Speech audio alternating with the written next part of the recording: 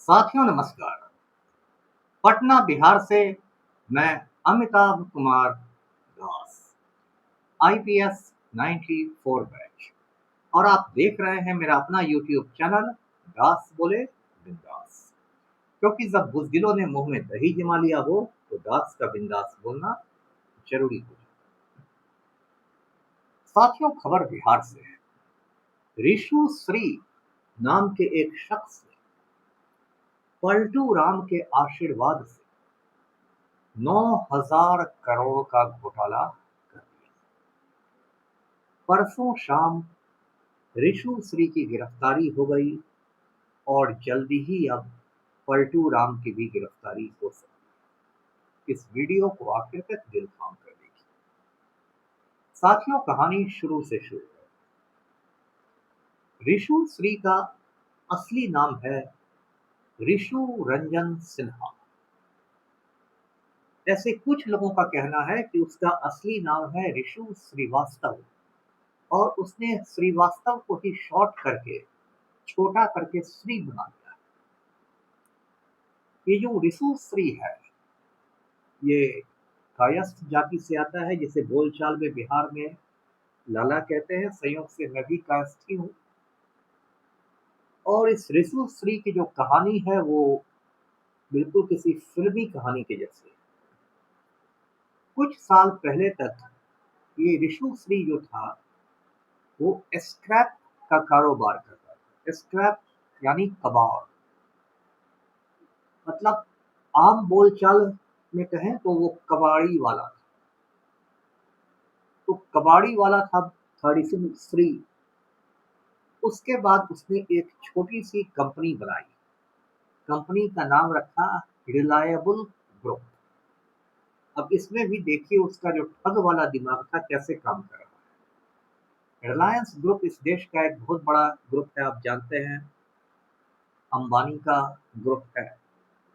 तो जानबूझ के ऋषु श्री ने रिलायंस ग्रुप से मिलता जुलता नाम रख दिया रिलायबल ग्रुप, जिससे बहुत लोग तो उसी में धोखा खा।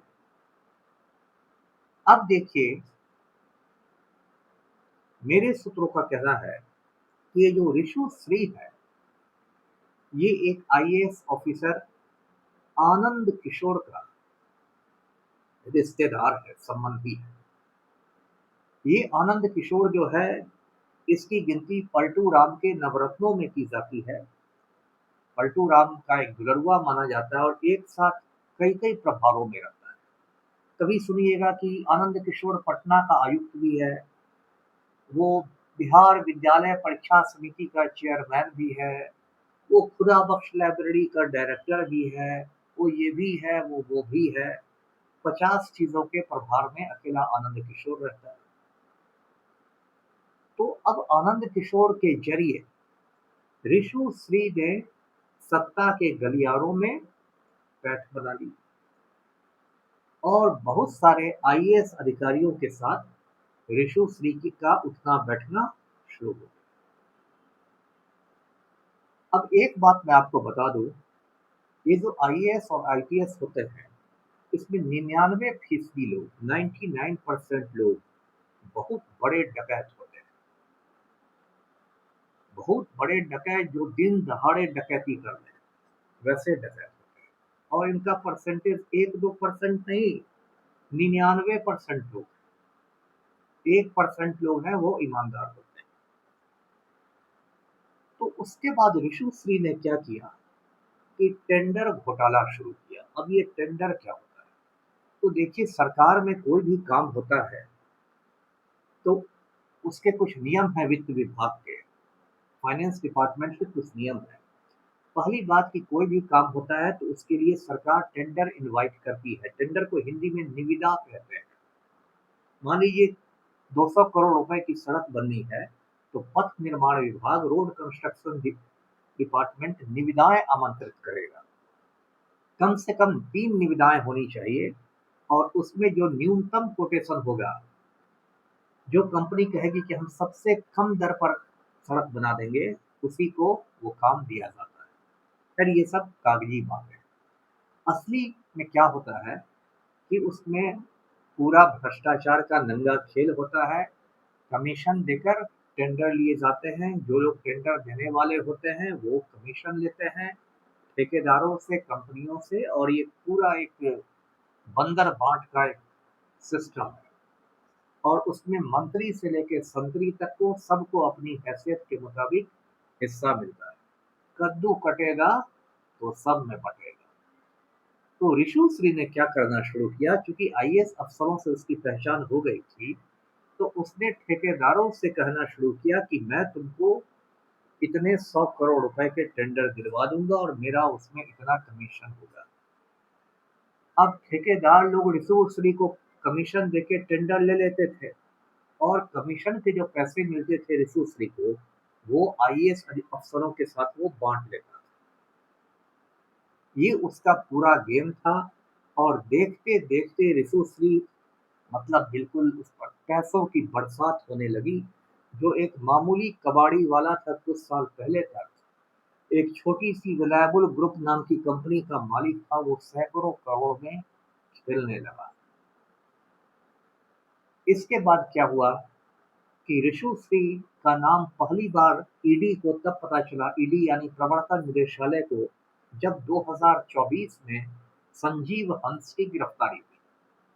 संजीव हंस 97 बैच का आईएएस अफसर है और बहुत बड़ा डकैत है, चोर है।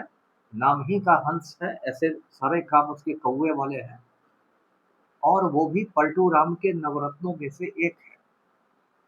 तो संजीव हंस जब ऊर्जा विभाग में था, एनर्जी डिपार्टमेंट में, तो उसने बहुत करप्शन किया था। स्मार्ट मीटर बनाने वाली कंपनी से उसने घूस में मर्सिडीज कार लेनी थी। मर्सिडीज कार एक बहुत ही महंगी कार होती है। फिर उसने 95 लाख में कहीं रिजॉर्ट खरीद लिया, कहीं ये कर लिया, कहीं वो कर लिया। जब संजीव हंस के ठिकानों पर ईडी ने रेड किए, उसके बाद ऋषु श्री का नाम आया। फिर ऋषु श्री के ठिकानों पर भी ईडी के छापे पड़े। और 2024 में ईडी ने एसवीयू को पत्र लिखा कि ऋषु श्री पर एफआईआर किया जाए। एसवीयू का मतलब होता है स्पेशल विजिलेंस यूनिट। हिंदी में इसके कहेंगे विशेष निगरानी इकाई। ये बिहार पुलिस की ही एक इकाई है। एक सीनियर आईपीएस ऑफिसर इसका हेड होता है। अब ईडी ने तो पत्र लिख दिया एसवीयू को। अब एसवीयू के जो आका लोग थे वो गए पलटू राम के दरबार में कि हुजूर माई बाप ऐसा लेटर आ गया है ऋषु श्री पर एफआईआर करने का।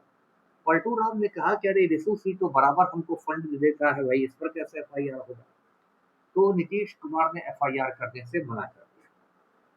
इसके बाद ईडी का दबाव बढ़ता गया। अंत में पिछले साल 30 अप्रैल 2025 को एसवीयू ने झक मार के ऋषु श्री पर एफआईआर किया, प्राथमिकी दर्ज की।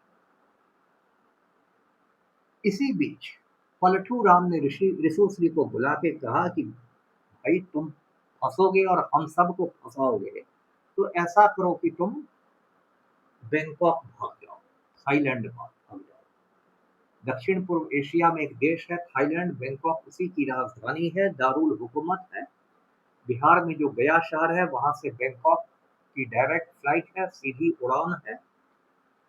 तो पलटू राम ने ऋषु श्री से कहा कि भाई गया जाओ और बैंकॉक के लिए फ्लाइट पकड़ लो, भागो हिंदुस्तान छोड़। और इसकी तैयारी भी ऋषु श्री कर रहा था। उसने पटना हाईकोर्ट में याचिका भी दाखिल की और अपने ऊपर किए गए केसों को चुनौती भी दी। लेकिन परसों यानी 28 मई को ऋषु श्री की गिरफ्तारी हो गई। कोतवाली थाना पटना में इसको लाया गया। फिर जो एडीजी हैं एसवीयू के, विशेष निगरानी इकाई के, उन्होंने जाके कोतवाली थाना में उससे कुछ पूछताछ की और ऋषु श्री को बेऊर जेल में किया। अब ऋषु श्री इतना बड़ा खिलाड़ी है कि इसने कई आईएएस अफसरों को पूरी फैमिली के साथ विदेश घुमा दिया। उसमें 2 आईएएस अफसरों के नाम बताता हूं मैं। एक का नाम है योगेश कुमार सागर और एक का नाम है अभिलाषा शर्मा। ये जो 2 आईएएस अफसर हैं काफी यंग हैं, युवा हैं, कर्मठ हैं और भ्रष्ट भी हैं।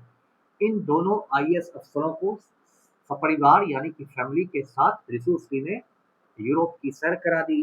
वहां महंगे महंगे होटलों में ठहरा दिया, शॉपिंग करवा दिया, हवाई जहाज के टिकट कटवा दिए। और ये सारा काम सूरत में एक ट्रैवल एजेंसी है लंबूजी टूर्स, लंबूजी टूर्स के माध्यम से टिकट कटवाए गए। योगेश सागर जो आईएएस है, उसकी वाइफ का नाम है अवलोकिता अशोक, वो भी यूरोप घूम आई, शॉपिंग हो गया, बहुत मजा आ गया। तो ये इस तरीके से ये रैकेट काम करता है। अब साथियों ऋषु श्री तो अंदर चला गया है। अब कायदे से एसवीयू को ऋषु श्री को रिमांड पर लेके पूछताछ करनी चाहिए। रिमांड का मतलब होता है कि अदालत से अनुमति लेके 5 दिन के लिए, 6 दिन के लिए, 10 दिन के लिए एसवीयू ऋषु श्री को पूछताछ करेगी।